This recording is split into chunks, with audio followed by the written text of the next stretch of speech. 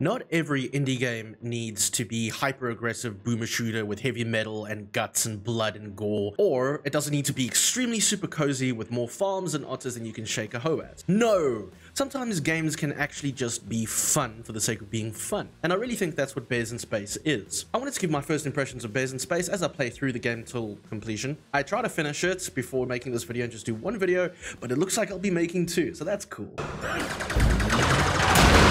Bears in Space is the latest creation by Broadside Games, and it took 3 people 7 years to make, which is pretty impressive to be that consistent. This egg looks like it's close to hatching. Before we go anywhere, just know that Bears in Space is not a boomer shooter, and if you think it's a boomer shooter, you're wrong. I mean, definitions, etc. Blah, who cares? But what Bears in Space actually is an eccentric bullet hell first-person shooter adventure game, where we, Maxwell Atoms, and Beartana, or BT. Did I say Beartana? Beartana. That's the right thing. Beartana. Who is the titular Bear in Space? Go on a spacefaring adventure rescue story where ray punk shenanigans ensue.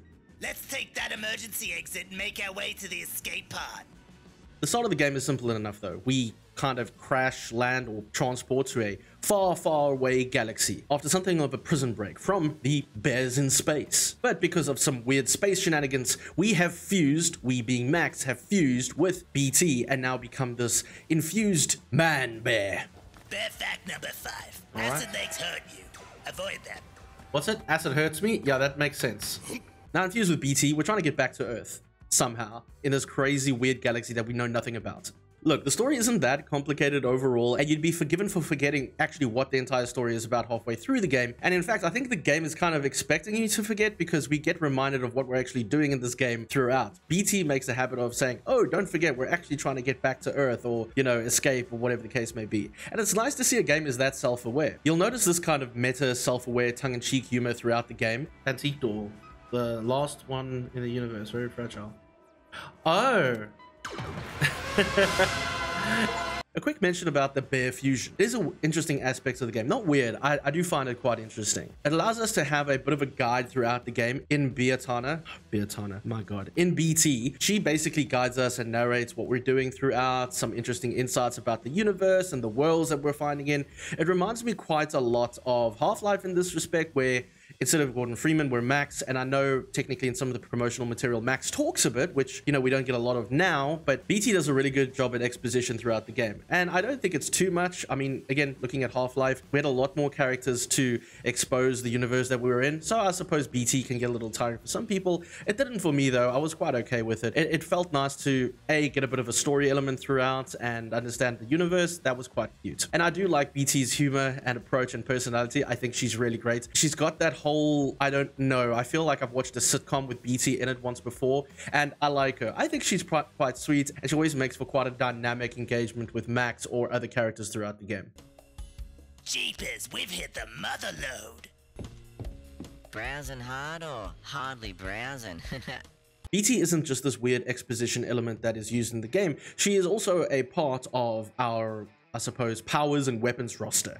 As a fused entity, now we have the abilities of the Bears in Space, which, by the way, Bears in Space are far more complicated than the traditional bears. They know Kung Fu, they have Berserker Rage, triggered by honeypots. They can even do a Hadouken, which is pretty cool. Either way, the fusion of BT and Max essentially offers up some interesting gameplay elements, which is a nice way to implement those ideas, I think. Again, it's trying to be fun.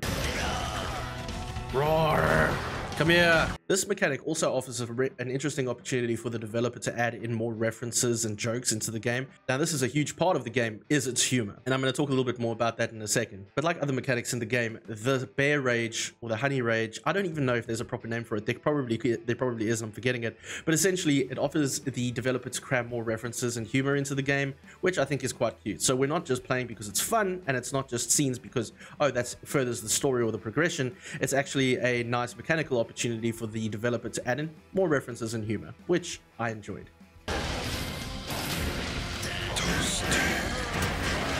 So speaking of the nostalgia aspect of this game, and I know it's going to come up in a lot of reviews because it's the core part of what this game is about. Fun, nostalgia, and references. Come with me if you want to live. 1/4 micron at a time.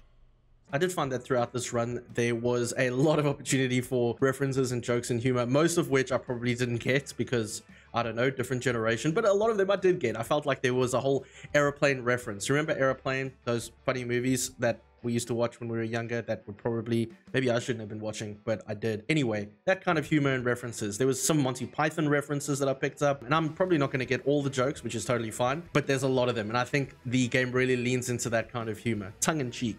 Buckle up. This is gonna get swift. The dynamic duo of Max and BT engaging with the world creates opportunities for more of these casual 90s and 80s movie references and jokes. This kind of approach to nostalgia, references, and throwbacks penetrates the entirety of the game, from its sub-stories to side quests to weapons, collectibles, essentially every aspect of it. Tongue-in-cheek is the core part of the game's style, and I like that. It is more obvious in some elements, like side quests where we get moved over into... There's a scene where we're fighting a big boss, basically in a gladiatorial fight, and we go into like a side area where we're asked to throw the match. Very mafioso style, very Godfather style, which is pretty interesting to see. Not Godfather, the other one. You know what I mean. There's a movie reference there that I'm not getting, but I know it's a movie reference. So like I said, nostalgia and references are part of the game's DNA, and it comes through strongly in the weapons of the game. Now, I'm not going to rattle off my favorite weapons right now. I think that's a little bit boring, and we'll do that in the review, so you can be bored there. But for now, I will mention that I really appreciated the rubber duckies and the noisy cricket from Men in Black. It'll be on your screen now. I hope I got footage of it. The game just riddled with references, and I really want to talk about the game's application of its humor into its action and its mastery of the gameplay. Yes, there is mastery in this game.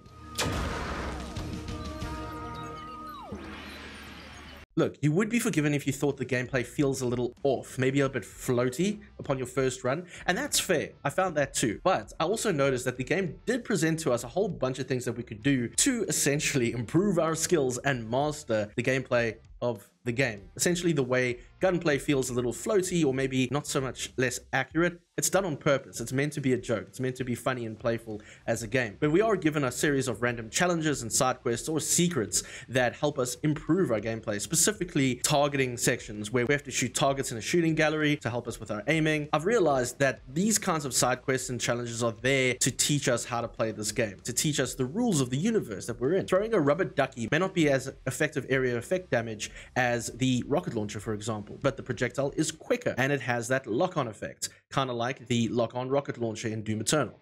So here we can start to see how the game wants us to experiment with the different weapon selection intentionally, essentially giving us the opportunity to use different weapons at different scenarios and adapt our playing styles accordingly. So while it's trying to teach us how to play it, it's also giving us the opportunity to create our own play style. Like I said, the contrast between a rubber ducky and a normal rocket launcher.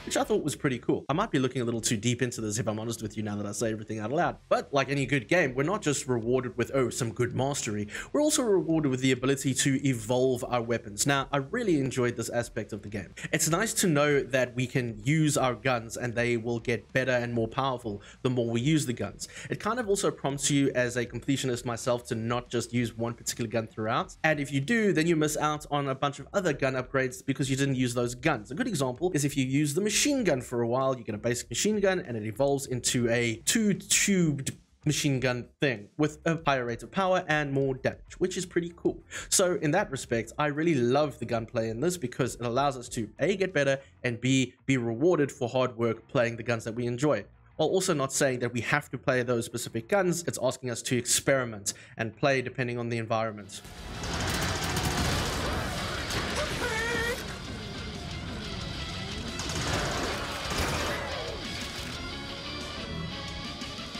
Like I said, this kind of progression penetrates throughout the entire game, from the weaponry to the items to the bear powers that I mentioned before. That all that progression is just so that the developer can cram in more and more funny references. I feel like there were two people on this team, one with all the jokes and the references and one with the gameplay, and they met every week to try and merge each other together, and I think successfully, personally. Listen, I'm so freaking tired today.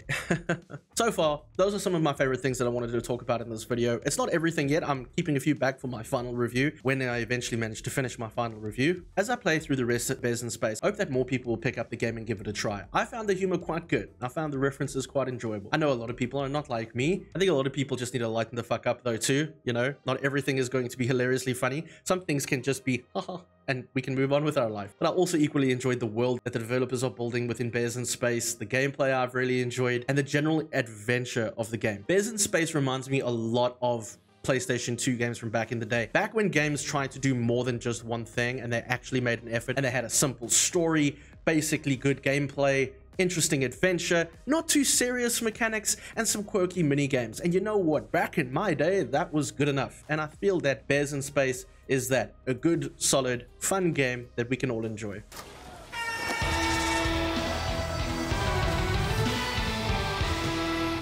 Before you go, if you made it so far, I'm delighted to say that I have partnered with the guys over at Broadside Games to offer a singular Steam key to try and promote the game and get more people to play it. This isn't for subscribers, not for followers, which is why I've left it at the end of the game, and no one knew until now.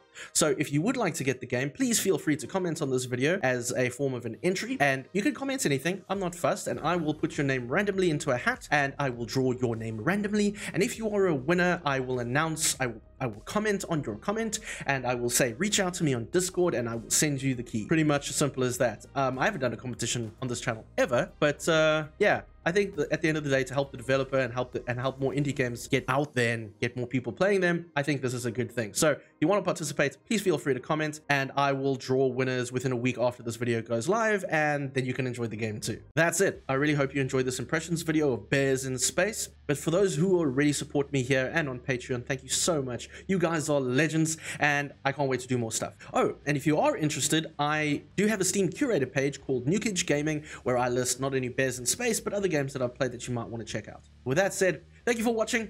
Until next time, please take care, rip and tear. Cheers. I'm so hot in this room. I'm going for a haircut tomorrow, thank God. No, seriously, Bears in Space was quite fun. I really had a good time. There's so much in it. It's not just and it's a bullet hell, which is strange. It's not a boomer shooter. I don't know why people are saying it's a boomer shooter. How many times do we have to have YouTubers mislabel games for people? Gosh, all right, that's it. Time to get to editing. Hey, listen, if you're watching this, you're fucking awesome. Just don't forget that. All right. Holiday, one day. I get so scared when making videos. I'm not even gonna lie. Someone said to me the other day that I looked nervous. I am nervous. I'm nervous every single time.